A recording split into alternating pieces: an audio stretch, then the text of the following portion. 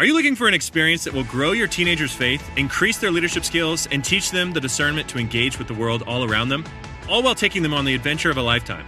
I mean, who isn't looking for that? If your teenager loves fun, adventure, and wants to grow in their faith and leadership this summer, then send them to Excel's Summer Leadership Camp. Excel's Summer Leadership Camp is a 12-day experience for passionate young leaders looking to discover God's truth, to discern wisely, and live wholeheartedly. Your teenager will embark on a transformative journey in the Blue Ridge Mountains, where they'll build lasting friendships in the context of community, embark on thrilling adventures like camping, rock climbing, whitewater rafting, and they will receive expert training and certifications in categories like CPR and wilderness first aid. Each aspect of the camp is woven together to help them learn to discover truth, to discern wisely, and take godly action in the context of real-life situations. To learn more or begin an application, go to theexcelcamp.org. That's theexcelcamp.org. Hurry, because summer is just around the corner. And just do it. And that's it. And because there is no, this is the whole ballgame right now with my son and homework. There is no, you can't go over it. You can't go under it. You can't go around it. You can only go through it. Right. There's nothing but execution here. Like you can put your homework away and not do it and you will fail. Or you can fake it and you will fail. Or you can kind of do this half-heartedly and you will fail. And that's it. The one thing there is, the only thing there is execution. Hey everybody, welcome back to the Reclamation Podcast. Second week in January, and I'm excited to bring you today's episode with author, pastor, storyteller Justin McRoberts. Justin is an incredible guy, and I think that you're going to love the conversation that we have. He talks all about execution, how to move in prayer, how to set up environment, how to be mindful, how to do all of those things when it comes to your faith. So if you've ever been the kind of person that can get a little stuck, Justin gives us some very practical advice on how to get over that. He also shares his journey in writing his new book, May It Be So, 40 Days with the Lord's Prayer. It's an incredible conversation. He's a deep thinker. He is actually talking to me from the West Coast through our whole conversation. It's super early in the morning for him. And for him to put together so many incredible thoughts so early was profound unto itself.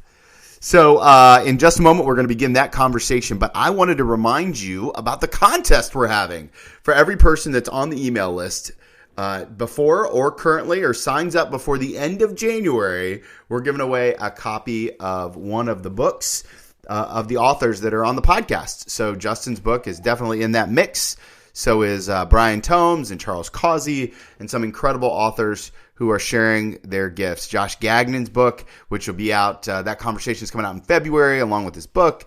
So super excited about all of that. Be sure to sign up at twmilt.com. Follow us on Facebook, Reclamation Podcast with Tony Miltenberger, or as always on Instagram at twmilt. Without any further ado, here's my conversation with Justin McRoberts. Hey, everybody. Welcome back to the Reclamation Podcast. I am here today with my special guest, Justin McRoberts. Justin, how are you, sir? I'm great, man. Thanks for having me on. Thank you so much for being on the show. Justin is a storyteller. He's a writer, author, pastor.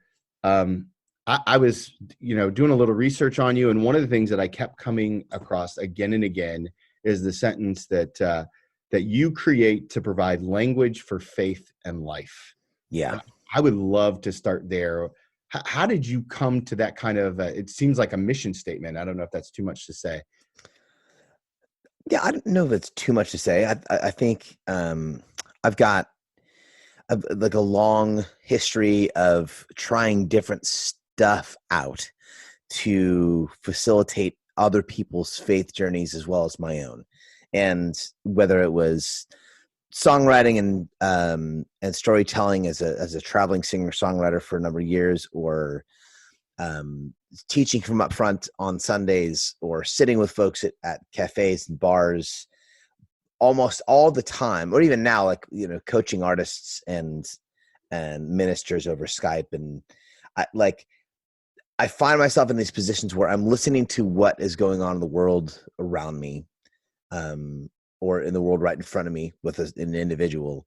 And then mostly feeding that back to someone and saying, hey, let me tell you what I'm hearing and tell you what I'm seeing. It's like this witness bearing. And so much of the time that ends up being like the kind of the end of the job, because in what I've just said, from what I've paid attention to, someone says, oh, that's the word, that's it, this is what I needed to hear that.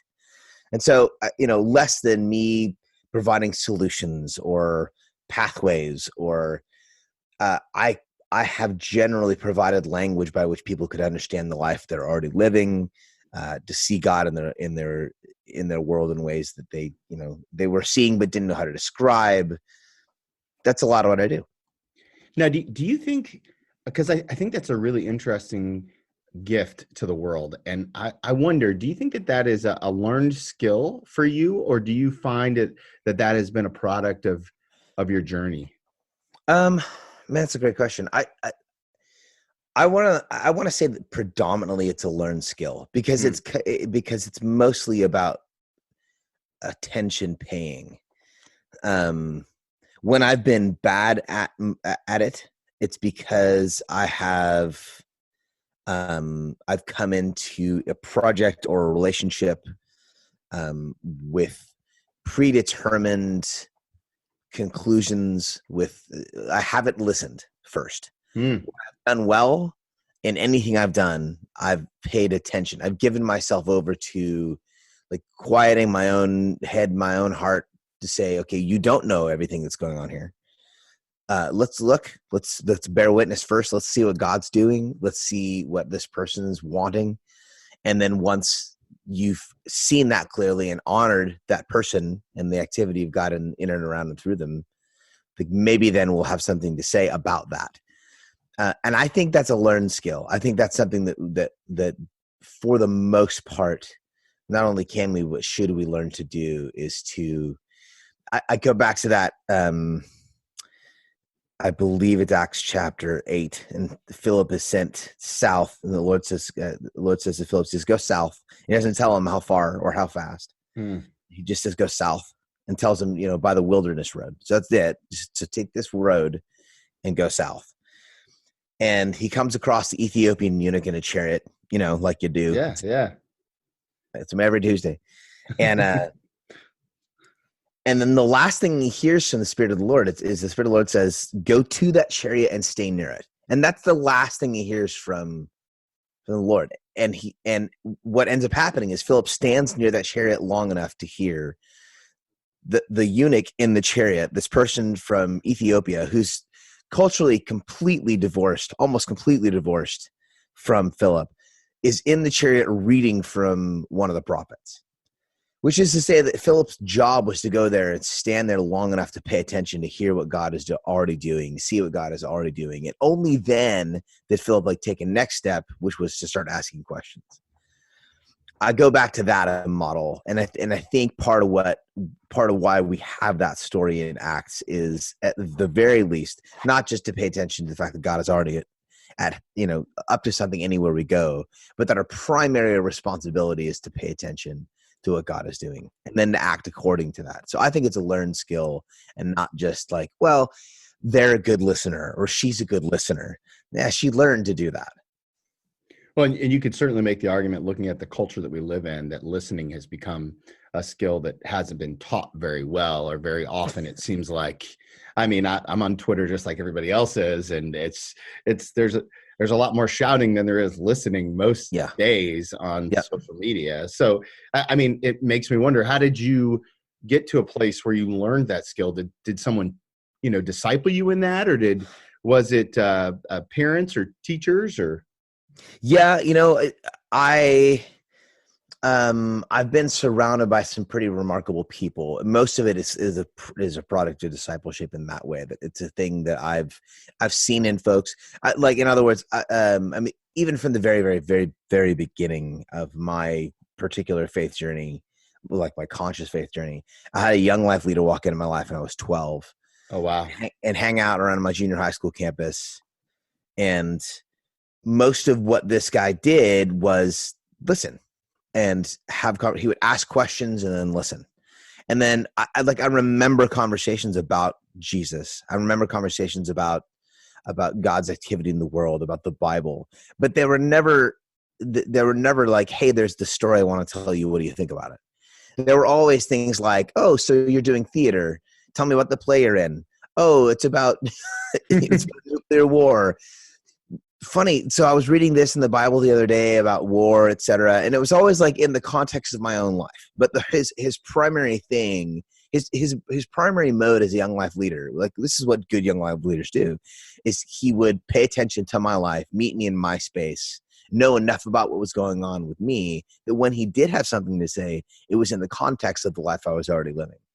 So like that's how it started for me, and I've continued to be surrounded by people who are more like that. I'm not naturally that way. I mean, you can pick it up already. Like I like to talk. I've got a career talking. So learning from people like Dave, my wife, learning from mentors over the course of many, many years, and spiritual directors and counselors, like the people in my life who have served me best are people who have listened to me, and I wanted to be like them. That's beautiful. I think that's so beautiful. Now, you said kind of at 12 is when you first had your experience with your conscious thought of faith. Did you grow up in a house that was church oriented, and this was more of a shift to a personal relationship with Christ, or was it a brand new exposure to the whole journey? My mother had grown up with some practice of faith around her. And then somewhere along the lines in her adulthood, and specifically in relationship to my dad, it was put on the back burner. My dad was not a person who was interested in the practice of faith. He was the kind of person who, without making it too cliche, he really honestly felt like religion was for like other people, for needy people, for, he wasn't like a hyper intellectual, kind of look down your nose at people who have faith, but it was like, that's for people who have extra time on their hands. I'm too busy for religion. I'm working. I'm trying to hold my life together. He was more that kind of person. And so it wasn't a regular practice. When I started going to Young Life Club and listening to my Young Life leader, like religion, and it's in the air. I'm a white male in America. Like, Protestant Christianity is just sort of like, it's in the water. Right. So the thing, I knew about it. I knew some of the sayings. I could have probably recited the Lord's Prayer before I ever said it. But the notion that it was for me, it wasn't even necessarily personal, like me and Jesus, but the idea that religion was for me, that the practice of faith was for me, was the thing that Dave started to introduce to me as a Young Life leader. It's incredible. And it actually drips this idea of God being for you. It drips all over your writing. Yeah. I was so impressed. And even just looking back at some of your blogs, there was a blog post where you wrote about the leather cuffs that you put on most mornings. It says, born of a broken man, but not a broken man. Yeah. And I just have to tell you, as a reader, that was so beautiful to see. Thanks, man. You're welcome. I appreciated the way that you put together May It Be So. I would be really interested to hear how this idea of a book on the Lord's Prayer that is so infused with imagery, how does that, did you say, hey, I want to write a book, a devotional, and I want it to be imagery heavy, or how did you get to that place? Specifically working with Scott Erickson to put the images alongside the prayers, I had stumbled across his work, and I was like, I don't know, half consciously looking for something.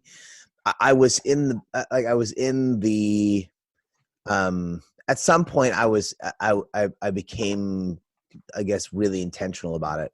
But in the same way that like I'm trying to provide language for the process of faith and life for folks, what I'm trying to do is like there are plenty of words. I think a lot of the words we use need redefinition. I think we need to use fewer, more intentional words, which is why the book is as minimal as it is. It's like, well, I think 2 sentences is probably enough for today.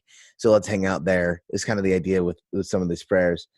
Well, so what Scott was doing with imagery was sort of similar insofar as like, there's no shortage of image. There's no shortage of like, there's a stream of imagery punching us in the face in the throat and up around the ears regularly, all the time, every day. And what I saw Scott doing with imagery was really similar. It was like, well, let's create some more iconic, more specific, more intentional, and thought-provoking imagery to ask you to stop and stay here for a little while instead of just, I don't want to just capture your attention. I want to create something that actually starts to dig around inside of your own, heart and soul and mind. And I resonated with what he was up to because we were working at the same idea from two different mediums. Scott liked to talk about it as if they're two different languages. Like there's this sort of image-based language, and then there's the traditional language, which is where I'm coming from. And so when I'll try to make this a little bit shorter, but so when I had resolved to actually make a book from this practice I'd been executing online, I wanted to go a little bit further than just putting words on paper. And Scott's work had already resonated with me in that direction. And so I paired up with him and said, hey, would you be open to throwing images at these words, and let's see what kind of spark flies. I thought you guys married it beautifully, and it led me to the question of the creative process, because I think a lot of people often struggle to express their faith in creativity. How did you and Scott create space for the Holy Spirit to work in the writing and the imagery and it still be connected? Because I could feel like it would be so easy to be disconnected. Yeah. A lot of it's a matter of trust. Like that, especially the first time around, there was, that's probably not true. It's probably more so the second time. The first time around, what I knew, and this is probably a good spiritual kind of discipline kind of mantra. There were ways and elements of the process that like I could say with more confidence that the Holy Spirit had been and was active, and then there was a lot of trust and guesswork. So for like again, sort of like it's again going back to Philip's story in Acts 8, the Lord just said go south, and Philip knew enough to start walking, and like didn't know how far, didn't know how fast, didn't know how long didn't know exactly what he was looking for. He just knew he was supposed to go south. So similarly, I'd spent like 3 or so years on Twitter and Facebook, specifically around Lent, posting these really short prayers and watching people, specifically people who had no faith background or very little faith background, people who divorced themselves from institutional Christianity, watching those folks resonate, retweet, like it, comment, message me. Like it was landing with these folks. So what I was trusting there was not that I'd created a product that people really liked, like a Pepsi, but more that like the inclination in me to write prayers with language that resonated with my own soul, that this was something that the Lord was planning to and was executing. He was doing something with this. That's the part I knew. And I also knew that something similar was happening with Scott's work because I was watching people resonate with what Scott was doing. I was hearing him say similar things. The actual process of putting things together, I should only say it this way, like we didn't want to get in the way of what God was already up to, and so we kept it really, really simple. So part of how I keep when I do it well, part of how I keep from veering from the Lord's infused work in my life is I tend to overcomplicate it. I don't think I leave the path very often. I just take too much crap with me. Yeah. So, it's like I know the direction I'm headed. I was hearing that before. We just kept it really, really, really simple. Here are these words.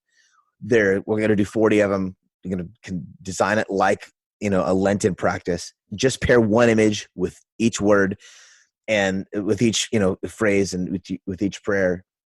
And we're going to keep it that simple and just kind of run with a simple idea and see what happens. Along the lines, there were definitely, especially when we pitched the book to publishers somewhere down the line, folks were like, well, what if you added this and some scripture references and some lead lines and some blah, blah, blah. And folks wanted to complicate it. And we were like, I'm not saying you're wrong about how to sell books. It's just not what we're trying to do. Like, we're literally just trying to say, here's what we hear from God, and we hope it really works for you. And that's it.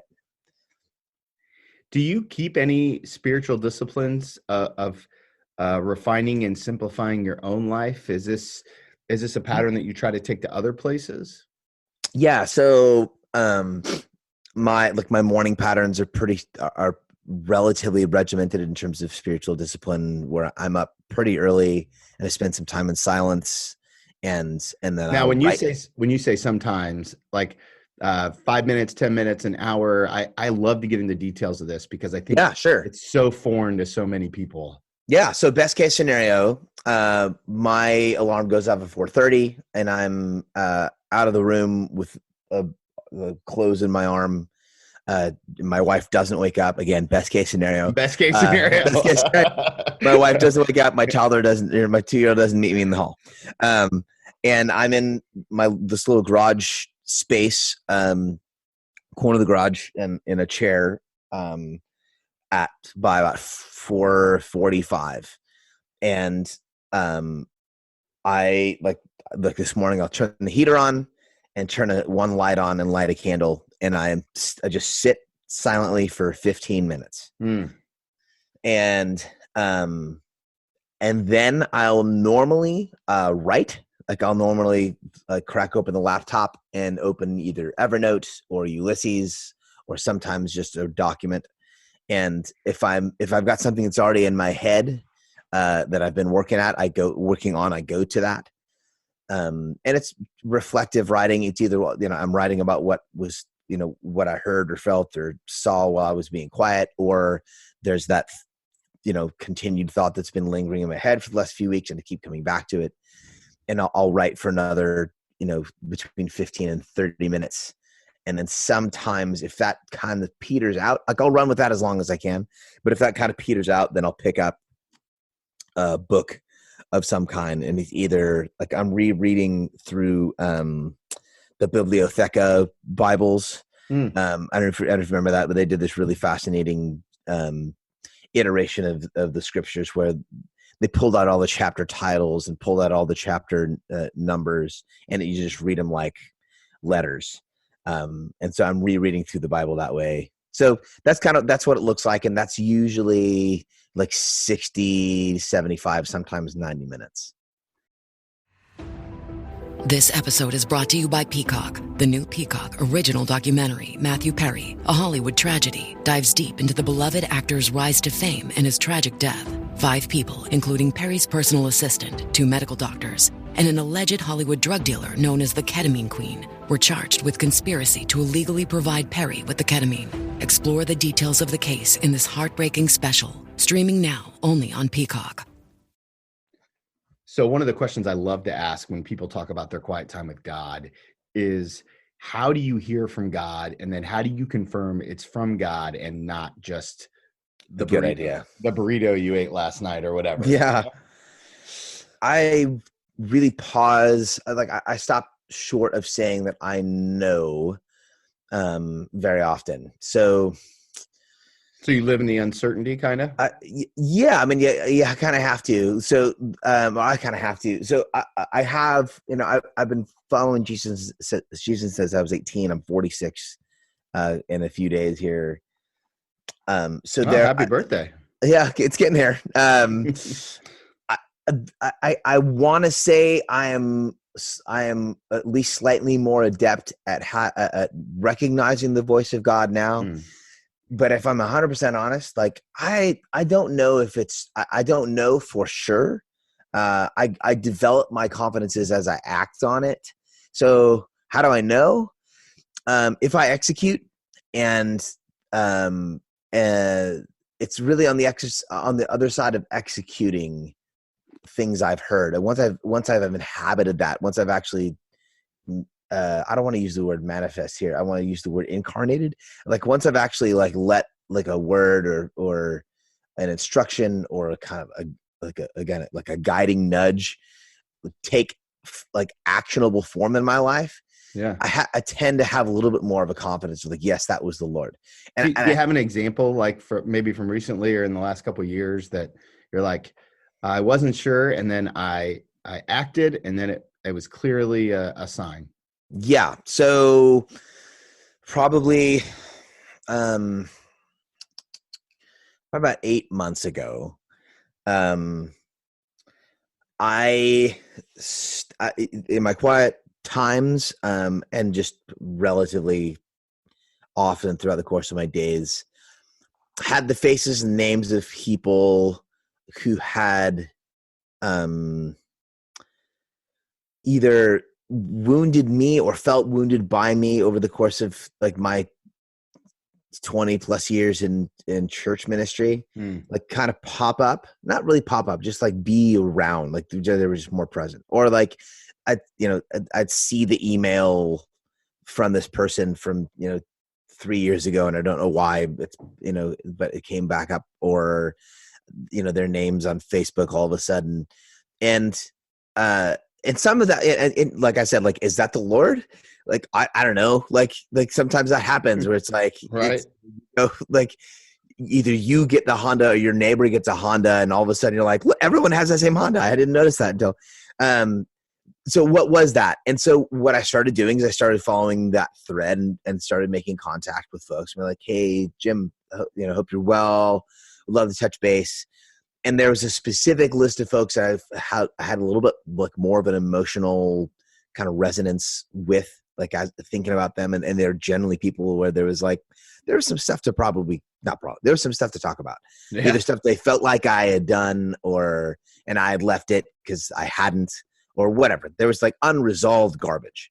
And I started going to these folks, and as I did, there was favor and there was reception, and there was hard conversations and tears, and but there was like clearly there was actually movement, relational, spiritual movement, breakthrough, all this stuff. And that's when I was like, okay, well then that was the Lord. Like then that was the Lord's nudge, and there was some pushing and prodding. If I would have left it in my head, I'd still probably be like, I don't know, like it could have been God. But I'm more confident now that it was because I acted on it. I think that's pretty decent theology. It's to say, like, unless you think about Jesus heals folks, and he'll say, take up your mat and walk, or extend your hand, or go wash in the pool of Siloam. And there's always this actionable moment. And you wonder, I honestly do, you wonder how many moments there was of healing that maybe didn't get recorded, in which Jesus performs this act of healing, this miraculous act of healing. And the person he's healed continues to lie there on their mat. It does not get up. It does not take their mat. It does not walk. One, like, what happens to that healing? Like, does that just go away? Does that take root in your life or not? And two, even if it does, what difference does it make for you if you don't act on it? So my take is now, like, was it the Lord? Was it not? Like, I think I figured that out by acting on the things I think are the Lord, and having the faith that I'm being spoken to, but also having the faith that like, if I miss something, there's grace for that. And I'll only find that out by moving.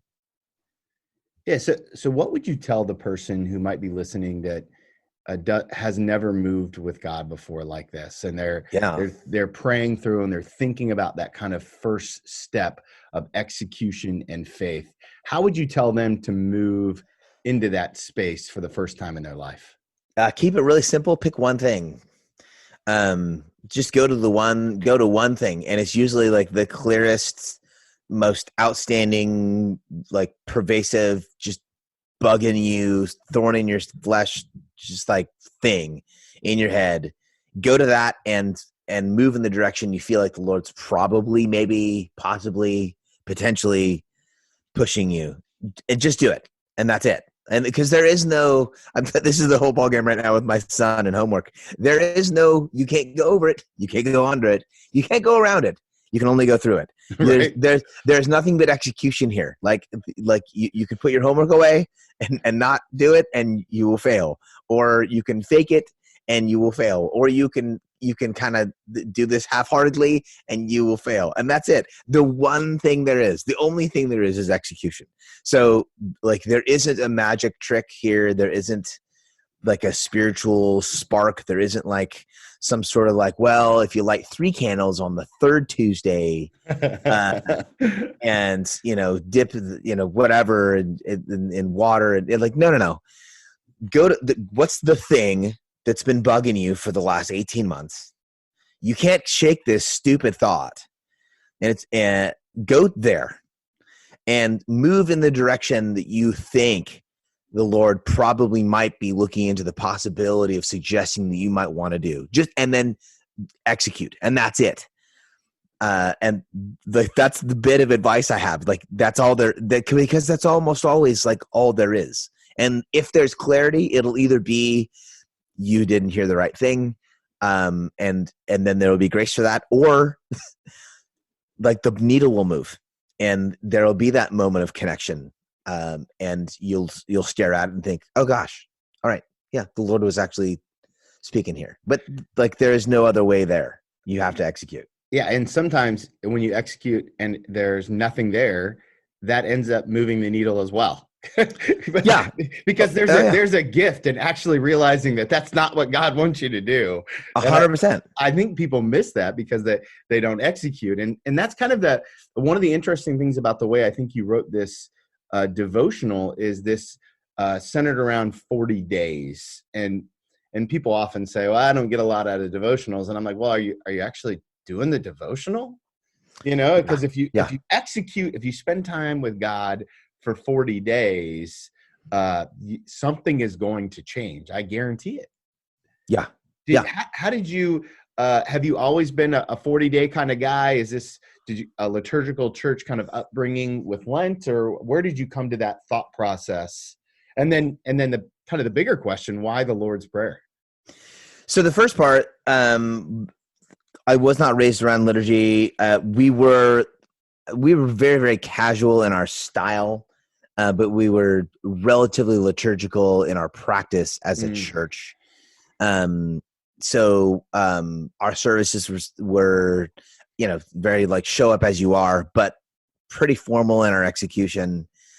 And Lent was this really wonderful season of kind of bound together practice where we agreed among us about a particular spiritual practice that we were going to be in for 40 days and ways that we were going to relate to the world around us together in the same way for 40 days. And then this 40-day span of time during which, folks just tend to act religiously for 40 days. I'm going to quit chocolate. I'm going to stop arguing online. I'm going to whatever the thing is for 40 days. And it was an opportunity to have, what I want to call spiritual conversations with people about their lives, because folks are just open to it for these 40 days. So, there's the smarter, more biblically invested folks than I am could tell you like all the ways and, little magic bits about the number 40 and, Christ in the desert and the 400 years and the 40 this and the 40 that and why that all matters. I don't know exactly how that all fits together, but there is something to that time period that goes like a little bit beyond a month, that it provides space if you commit to a 40-day practice. Yeah. It's that provides space, one, to get through the first phase of things in which you're not sure and you're uncomfortable, two, to the place where you're actually like you develop some competency in your practice and it becomes a little bit more of a natural rhythm, three, to pay attention to what's actually happening in you as you do it, and then four, to actually have conversations and learn the language around the practice so that you can talk about your experience there. It provides enough space for all of those things, as opposed to like the 1 week thing or your own personal 15 minutes thing. That like it's not, those things are fine. They just don't have the broad. They don't have the long look inside your own soul, but they also don't have the sort of the broad cultural experience of spiritual practice that like a 40-day in it together practice does, like Lent. And so when it came time to design the book, I wanted to do it around, what does Lent look like? And you can pick up any 40 days at any point, but it was designed around, around Lent. And then if we're going to be in a conversation, so that was the first book. And then if we're going to be in a conversation about prayer in a Christian context, Jesus said only a few things about the practice of prayer. Right. And one of the things he said was when these adult men who'd been around religious stuff their entire lives, like stopped and said, okay, we don't know what we're doing. Can you teach us to pray?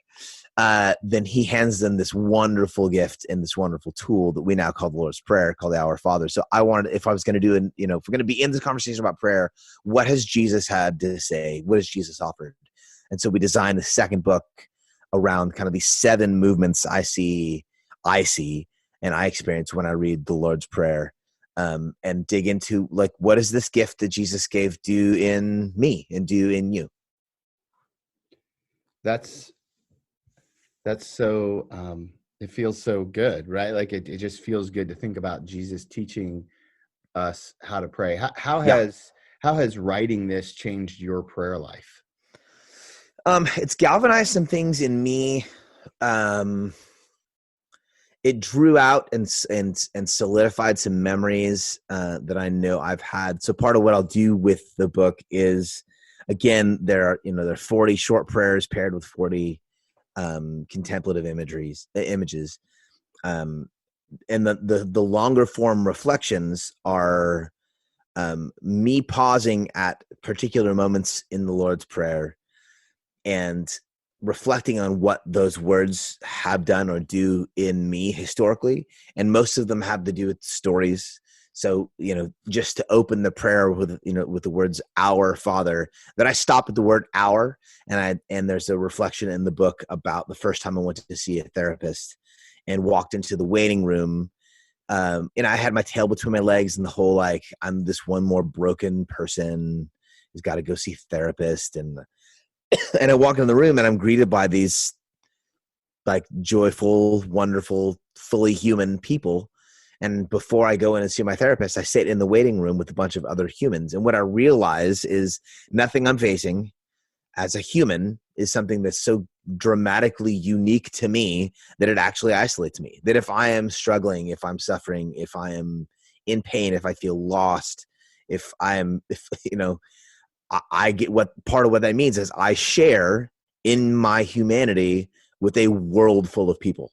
That the things that would normally isolate me, which are oftentimes the same things that take me to prayer, that, there's these dark thoughts in my mind, like I'm the only dad who, or I'm the only husband who, or I'm the only pastor who, or I'm the only artist who, all these things, like you're weak and frail and stupid and all this.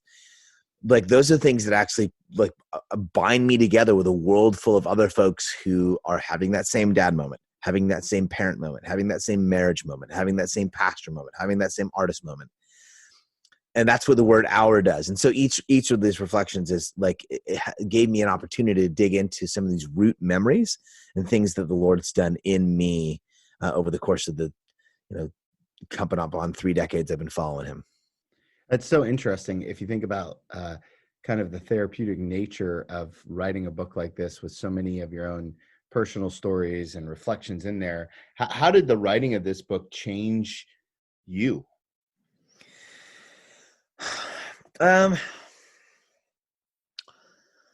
So in some ways, the shared practice of creating work always does a little bit of refining. Sharing your work with other people can be really, really good. Can also be really, really hard. Sure. And so just the raw creative process element of this, like there was some. This is the first book I've done with a team of people, and a major publisher. They republished the first prayer book, Prayer 40 Days of Practice. We sold a bunch of them independently, and then Waterbrook Multnomah picked it up to republish it, with their big publishing arm and all that kind of stuff. This is a book that was like written with the specific intention of pairing up with this publisher, and I'm not part of what I learned. Part of what I learned was like I'm not a great team player, and I'm an okay team player. I'm a decent team player naturally, but there are ways in which I needed to learn how to be part of a team again. And yeah, so the part of what this process exposed in me is like, yeah, I'm so used to doing things on my own, and not even selfishly, like I want my way, but more to the point, like as an example, there are moments when like I was 100% sure that a decision was being made that was not beneficial to the project. But because I wasn't used to like team dynamics, I would just get quiet and back all the way off. And then I would have to, and then like weeks down the line, I was like, yeah, that was my thought. I didn't think it was going to work, and I should have said something, and I could have saved us a whole lot of time. And things like that. Like I realized I wasn't a great team player, and I needed to relearn how to actually execute important things with other people. That's and what a gift that is at the end of a project like this. Not only do you get a beautiful piece of work, but you get a little aha moment about where you've been and kind of where you are. Yeah. So where do you see yourself going next? I mean, you've now written a couple books on devotionals, and you have this kind of practice. What does the future hold for you?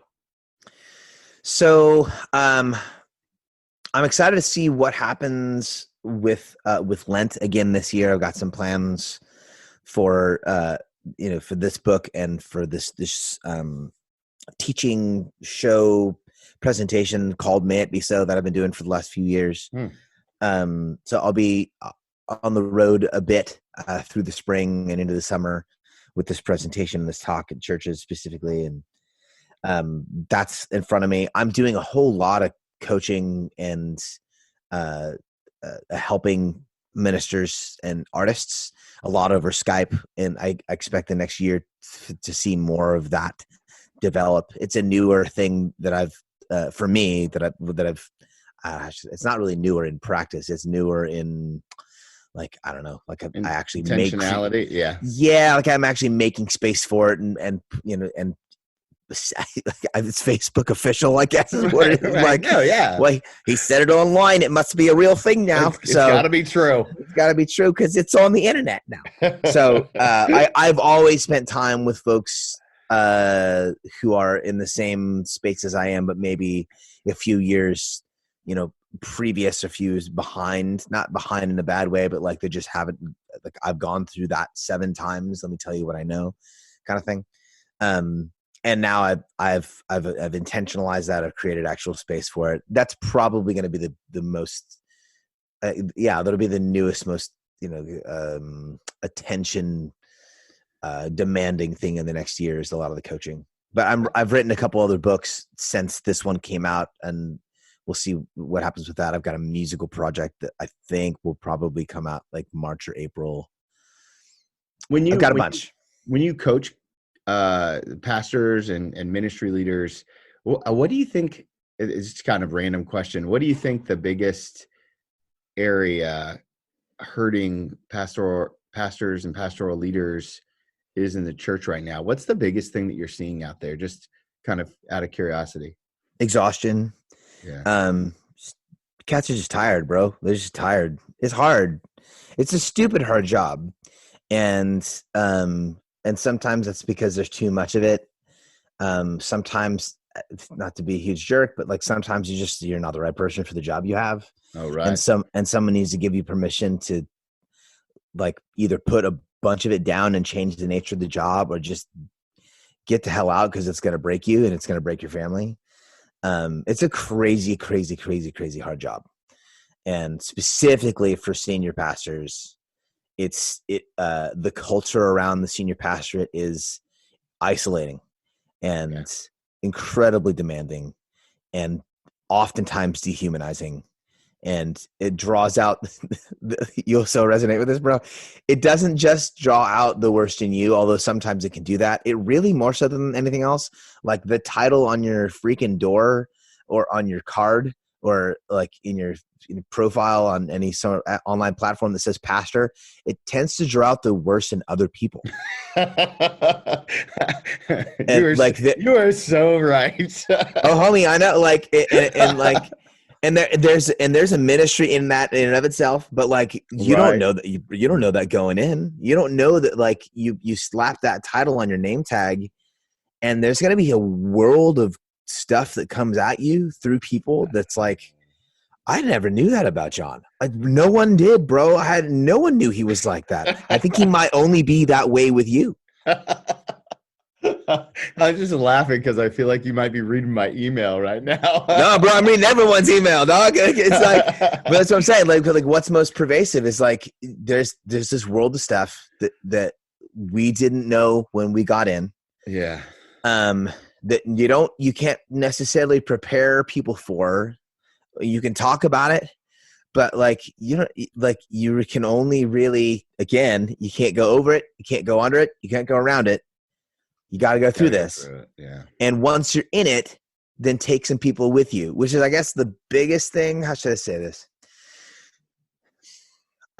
So that's the emotional centerpiece, but the structural, institutional centerpiece is, man, the pastorate, specifically senior pastorate, seems to be an area in which the notion of discipleship somehow gets thrown out the window so easily. Oh my gosh. Well, like the numbers of people I know, specifically men, it's actually very different with women I know who are in the pastorate, specifically women in the senior pastorate, because most of the women I know who are in the senior pastorate have mentors, have therapists, have spiritual directors. They've set themselves up well because they've been in a world that's been beating them up for the last how many years anyways. But like most of the men I know, they choose isolation. They don't have folks discipling them. They're not in mentoring relationships with folks who are further down the line. They don't go see therapists. They're just out, and it's excusable in some way, shape, or form. Oh, it's even worse than excusable. It's applauded. Like there are pastors that I know who are friends of mine, and I'm like, dude, why? We have a band meeting, a Wesleyan band meeting, where we get together once a week and confess our sins. And I'm like, hey, why don't you come be a part of the band and we could all just be together? And they're like, I don't have time. You don't have time for that? This is what we do. Yeah, it is. But it's not. And that's the trick, right? Is again, like the world, the job institutionally, professionally has described itself in a way that like, that's not what you do. What you do as a pastor are these things over here. It's not about passing along. Oh my gosh, watch it. It's not about passing along the health and the wisdom from your own life into the lives of other human beings, which is like, yes, it is. That's totally what's like. That's exactly the actual what job Jesus did. but it's not actually about that. It's about cultural maintenance. It's about branding. It's about like a certain kind of storytelling. It's about a certain kind of sales. It's about filling needs, man, like, so like in a way, like the thing you're supposed to do is the thing that the job keeps you from doing. Yeah. I'm so busy being in ministry that I don't actually do any ministry. Yeah. I see that so much. Yeah. And that leads to exhaustion. Right. That's right. Well, what a gift that your coaching will be to somebody who takes advantage of that. And I'm very thankful for your heart for pastors and for the local church and for people's prayer life. And that's all incredible. I know that my listeners are going to want to stay connected to you. What's the best way to find you on the interwebs? Yeah. So I spend a lot of time at Facebook, some time at Twitter and Instagram. All that's just search my name, Justin McRoberts. The best place to find me is just justinmcroberts.com. And from there you can find any of those places or jump to the podcast, which is called At Sea with Justin McRoberts. That's awesome. Now, one of the questions I always love to ask people, the last question is if you could go back to 12-year-old Justin and you just came to Christ, you've got this young life leader who's speaking all this truth. What's one piece of advice that you would give yourself? Take your time. Don't rush. This is a long road and it's not yours. And so take your time, slow down, move slowly enough to enjoy it. And at the point at which you're not enjoying it, ask yourself why. That's beautiful. Justin, thank you. Thank you My so pleasure. much for being on the podcast today. Really appreciate it. Happy to be on, man. Hey, everybody. Thank you so much for taking the time to listen to this conversation with Justin McRoberts. Check out his book, May It Be So. And as always, don't forget, sign up for the email list, twmilt.com. Next week, episode with Brian Tome. You're going to love it. It's a quick hitter, about 30 minutes of straight fire from Pastor Brian. Can't wait to give it to you. And until then, I'll see you guys real soon.